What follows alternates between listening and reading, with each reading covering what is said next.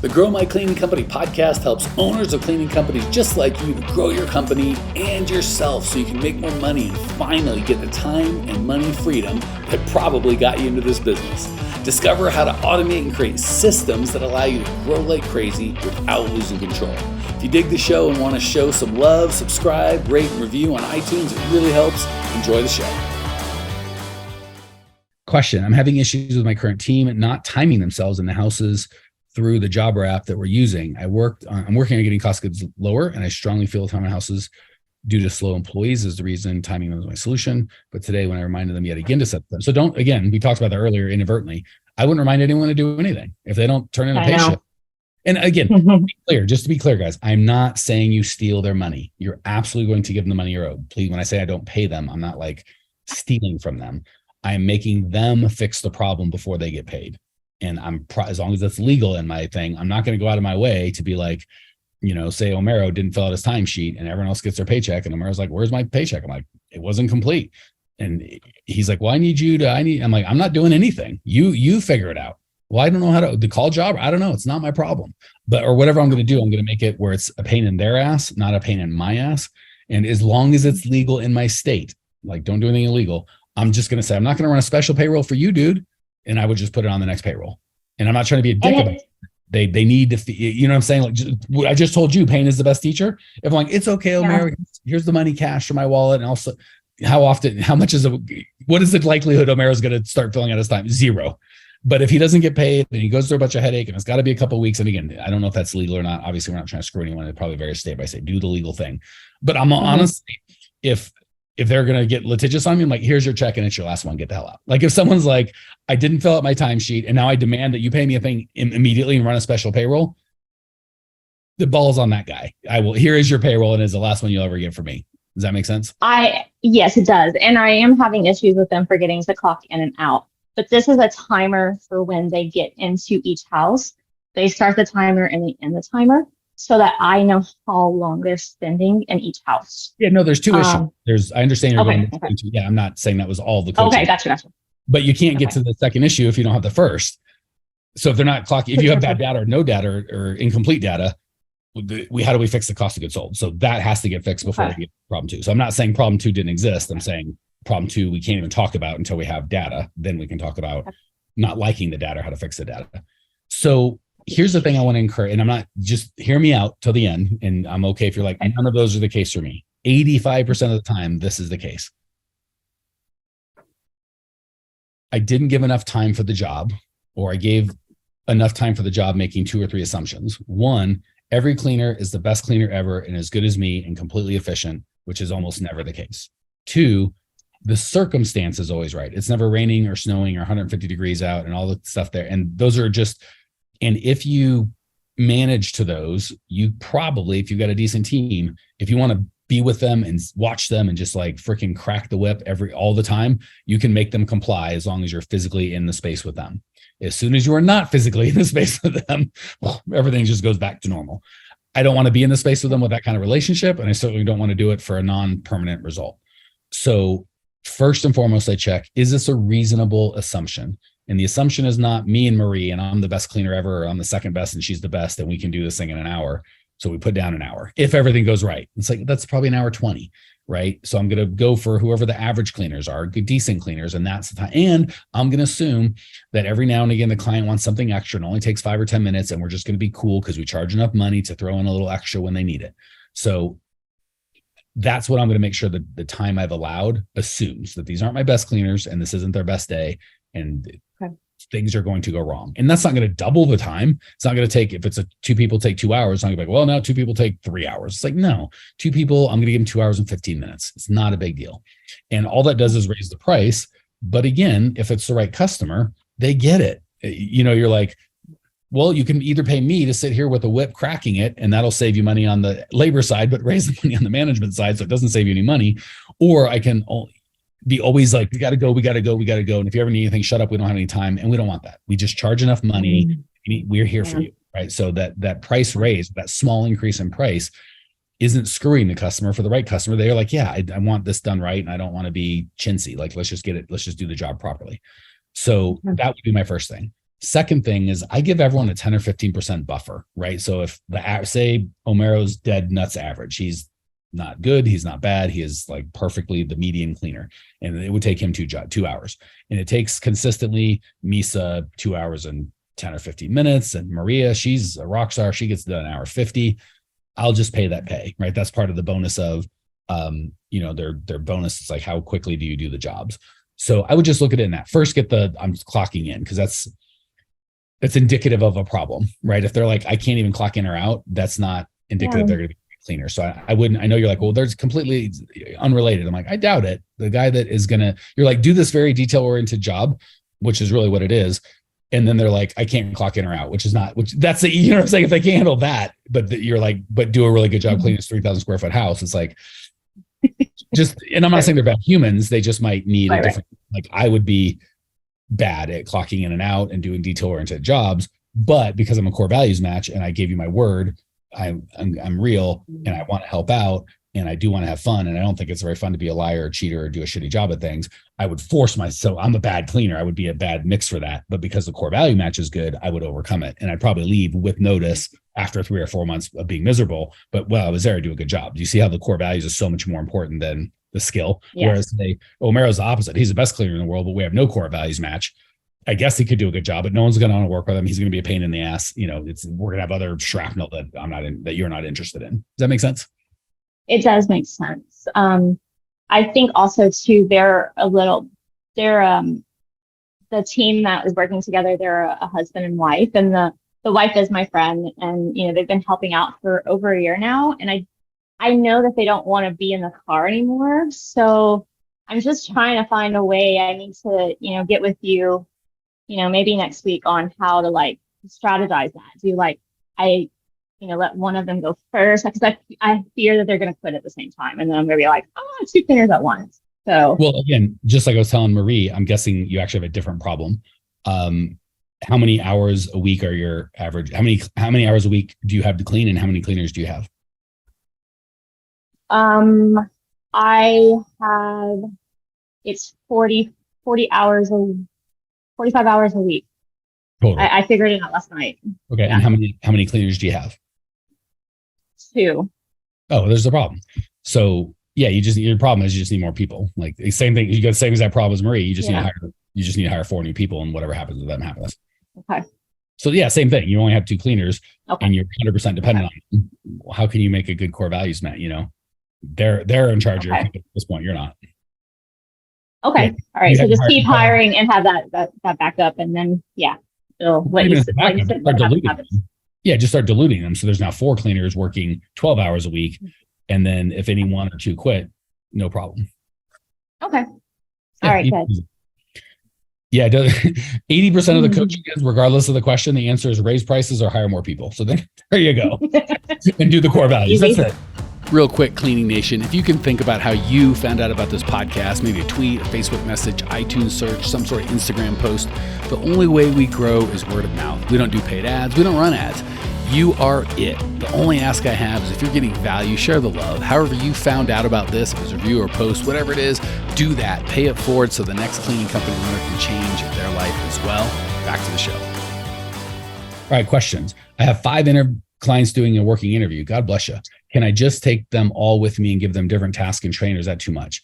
So what you can do and what I'd recommend you do are a little different. Can you train 5 at a time? I would never have a trainer, like not me, do 5 ever. Like 2's my jam. 3's, 1 I don't like because you're not leveraging it. So 2's ideal. For someone that's done it a lot, I could go 3. 4 seems like a lot. 5 would be not ideal. I would probably honestly, because again, keep in mind, guys, when you're training people, you only want to do like 2 or 3 hours a day. Like you do not want them like cranking out a bunch of work.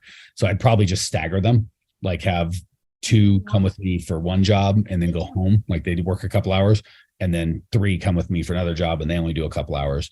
Because everyone says they can clean and they do it. Like, oh, this was harder than I thought. So you want it to be easy and enjoyable. And if they hit like a 5 or 6 hour shift their first day, which you're like, that's nothing. Be a new person. It's something.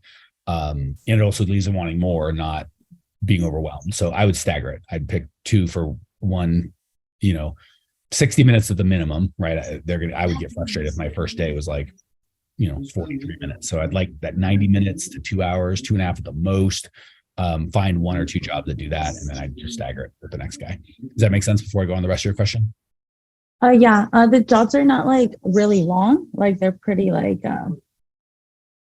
Well, even if you have to do 2 No, that makes sense. Yeah, even if you have whatever the number of jobs doesn't matter. Just make sure the full shift is ideally 90 minutes to 2.5 hours. And then if you're like, hey, you guys start at 5 and you guys start at 8, it's like, okay. And that's a pain in the ass for you. It's not something I want you doing forever. But if you train 5 people, in a week and you have that big of a pain in the ass. And keep in mind, their next step is to train the next group. So you do this ideally in a perfect world once. Okay, good. So that I missed, that was not the coaching, is to increase your hiring funnel. Well, more, and obviously when you're training, more core values, but still, I missed that one. Second, as also one of the candidates has experience in cleaning, door-to-door commissions, sales, and is passionate about technology and apps. Wonder if I could possibly hire him for sales, maybe advice. You're commercial, right? Yeah. Let's just have you doing sales, girl. Like a good month for a commercial might be 4 bids. Like that's a good month. What are you going to hire someone to do? And I'm no offense. And I'm okay with cleaners doing measuring, by the way. So like if I'm traveling, I'm not going to have my company stop doing jobs. I will do a Zoom call to do the conversation that we teach you to have. And I'll just send somebody, could just be a cleaner, to measure and like report back so I know how long it's going to take. But the physical sales, I will do that over Zoom. And again, that might be a 20 to 40 minute call. And you might on a great month get 4 of those in a month. So no, I wouldn't hire anybody for that. And again, if your average job's $2,500 a month and they stay 3 years, that's $90,000. Like, no, I'm not going to trust a $90,000 lifetime value to somebody other than myself, unless they're a great salesman. Certainly someone that's willing to clean. No offense, if a guy's a real salesperson, he can clean toilets. So that would be like me going, yeah, I'm a really good coach, but I'll come clean for you, do landscaping, whatever you need. You're like, that doesn't sound like if you were really good at coaching, you probably wouldn't do landscaping, man. And there's no shame in landscaping. Just I am suspect of someone applying for a cleaner job of like, I could also take out your tonsils. I'm a doctor. Like, are you? Like that sounds fishy. All right. Did that make sense before I go on to your last question? Yeah. Let me say it. It's just that like, I sometimes ask them about like what they're passionate about. Cause I kind of want to know like, what really moves you. So it's just something like skills acquired. So I was just thinking of, like how I could possibly use his skills like in other areas, but that makes sense. And I want them to grow, by the way. So here's what I used to do, and I think a lot of you do. And let me tell you how you can do it in a way that I think is a little more effective. And Marie actually did this, I think, well, from what she told me. I used to be so appreciative when I had some, because, we're all entrepreneurs and we love coaching and building teams. And we see someone that's why I love you guys. Like I get excited when I see people have potential. I'm like, I love helping. And that's, I think, who you guys are with your team. The problem is, if I had a bunch of knuckleheads in here that weren't going to get any better, I'm not doing them a service and I'm going to get frustrated. Same thing. If you've got like, oh, I'm going to teach this guy or whatever. And he's like, I could be an Instagram guru. And it's like, well, let's be honest. He's not, because he doesn't have any training. He's like basically saying, let you pay me for me to learn on your dime and on your Instagram channel. I'm like, no, I'm not interested in that, dude. So I think because I like them, I try to shoehorn them into a place they don't fit. That didn't work. Or try and be like, I'm a cleaning company. I've got to have upward mobility. They've got to be able to get promoted. And like, they're not. There's just not a lot. If you see the way we have it, it's flat. You can run a multi-million-dollar company with the top paid guy making, $20-25 an hour. Salesperson would be the only one that would make more. And rarely is a good salesperson going to be a good cleaner. And I'm not going to train them on my dime I want someone that already knows what they're doing. So I moved from, I've got to be the one to like have you upwardly mobile with all sorts of room for advancement in my company. You're a cleaner, right? Like Walmart, I doubt that the president of Walmart's like, I started as a cleaner, maybe started as a VP or so, middle management, but very few, I'm guessing, are cashiers that raised up. And if they are good, they're a multi-billion-dollar company. We are not. So I moved that from, I am still going to pour into you and help you get better. So when you leave here, you hopefully get a much better job. So maybe you came here with this skill set and I encouraged you and poured into you and you grew as a human being and you felt like what to be on a team and you had a great experience and you didn't leave here for another $15 an hour job. You went here for a $60,000 an hour job. You know what I'm saying? Like you really took a big step up and, I hopefully helped you incubate to become that. So that way you can still pour into people, but you don't have to let them learn on your dime. Okay. Yeah, that makes sense. And I'm not saying you can't do it. This isn't a deal breaker, like not having, wrong cost of goods sold or bad core value. Like you could do it. It rarely works. And I'm trying to get you as quickly as possible to your goals. So if you really love the guy and you're like, this is more because I want to do it, and it's probably not great for my business, that's okay. But if you're like, no, I want to do what's best for the business, then this is almost never it. Like you'll do that 20 times, and 1.5 times it'll work out, and 18.5 times it'll bite you in the ass. Okay. Last question. Do you recommend renting storage in your office space to use it for meeting, keeping supplies, equipment? Yeah, absolutely. So, well, it depends. If you're commercial, so there's only a couple things I'm going to do. Group interviews, one-on-one interviews, weekly meetings, monthly party, quarterly reviews. Those are really the time, because weekly meetings are where they take supplies, right? So that's the weekly meeting would need to be where the supplies are stored. So depending on my clients, if I had a big janitor's closet they'd let me use and I could meet there, I could do that. If there's like a Regis, like shared office space that had a little warehouse, I could do that. A storage unit is okay, but it's kind of hard to have the weekly meeting there. It depends on the weather. Like if you're in a place where the weather, I mean, you're in California, so that actually could be okay. But if it's raining, that makes for a shitty, weekly meeting. So yes, I would make arrangements I would not sign a lease for a place, right? I want to make sure like the weekly meetings are going to be wherever the place is, wherever the supplies are. If my janitorial supply company is central and has a decent place, I'm like, I'm buying all my supplies here. All my people are going to come up and pick up your crap. Can we just hang out in a little conference room for 20 minutes or something, once a week? I'll have it there. So yeah, be creative, whatever works for you.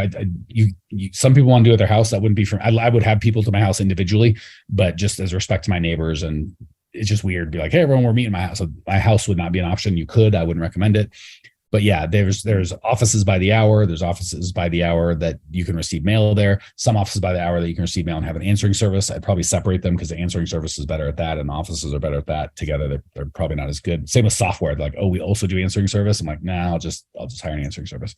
So yeah, I would make arrangements. But I like for the group interviews, I like somewhere where they have coffee and sugar. For the one-on-one interviews, if I had an office, I do it there. For the weekly meetings, I would do it wherever the supplies are. And like I said, you could do it on a job site. If you're commercial, you could do it. You could rent a little place, hourly, or just, make an arrangement where you just need a warehouse and a place to meet. For the monthly parties, I'm probably just gonna do those at restaurants or something like that. And then the quarterly reviews, I'd probably just do it at the same coffee house I did the one-on-one interviews, because it just feels casual and it's a better environment. So short answer is yes. I don't love storage rooms, just spaces, because it just feels a little janky, but it's not the end of the world. Like if you did that, it wouldn't be terrible. Storage unit is probably the quickest, easiest thing. And I'd kind of keep my eyes open for a better scenario, so to speak. But a storage unit, especially where the weather's mild, right? If it's freezing cold, it's snow and people are frozen, you can't do it. Or Phoenix is 115 out, you're trying to get people to do a meeting. That's not great. But if you're in California, storage unit might not be a bad deal. Did they answer your question? Yeah, I just really want to see like if I can eventually maybe not do it out of like my parents' place, because that's what right now I'm using the garage. But same with home. Don't do that. Your home, your parents' home, any home, don't do that.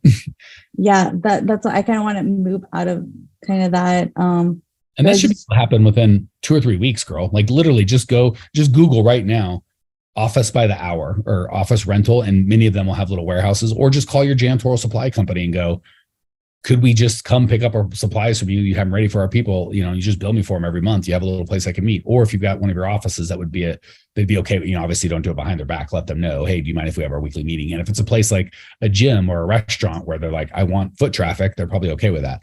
But yeah, there are offices that you can rent by the hour. And some of them I'm sure have a little, because you really just need like a 5x5. Like you don't need the warehouse, for crying out loud. You just need like a 5x5, not even a 10x10, just to store your stuff. Or if you get you just need a little storage and a little office, and they just have to be really close to each other. And you could even, if there's a at some point just be resourceful, but you could even, if there's like a rental place by the hour and a storage unit like 5 minutes away or 2 minutes away, you could see what I'm saying? Like, yes, your mom's house would be the last, or my house or my family's house would be way down at the bottom. So that's not a hard, just like I was telling Marie, that's not a, like in the next couple months, it's like, you could have that done by Tuesday. Like just make some call, an hour of you trying to figure it out. I'm very confident you'll figure it out. Okay. Thank you. And you could even, if you want to get real crazy, like if there's a coffee house that you like that has, because most coffee houses will have some sort of storage area. If there's a place that you find that's perfect, you're like, hey, we're going to meet here anyway. I'll give you $400 a month off your bill if you want us to clean. Just, provide coffee and let us store or something like that. You can always be creative and stuff like that. Or same with the hourly rental place, right? If whatever it is, like, hey, if we clean up, if we come here and be your cleaning service, I'll take, I'll give you $1 for $1, right? If it's $1,500 a month and you would charge me $200, $1,300 a month it is. And that might be enticing to the right person. Okay. Thank you. Well, here we are, the end of the podcast, and you made it. Great job. I've got a little bonus for you for sticking through with me. But like I mentioned before, if you got value out of this podcast and you want to show a little love, subscribe, rate, and review on iTunes, Spotify, wherever the heck you're listening to this thing. Share it with a friend. Share the love. And as a special thank you for those of you that stuck with me to the end, how about I give you my personal phone number so we can text? It's a great way for me to get to know you, your business, your goals personally. So shoot me a text now, 602-932-6431, 602-932-6431. I am the only one who responds to these texts, and I will personally respond to everyone I possibly can as long as this number is manned.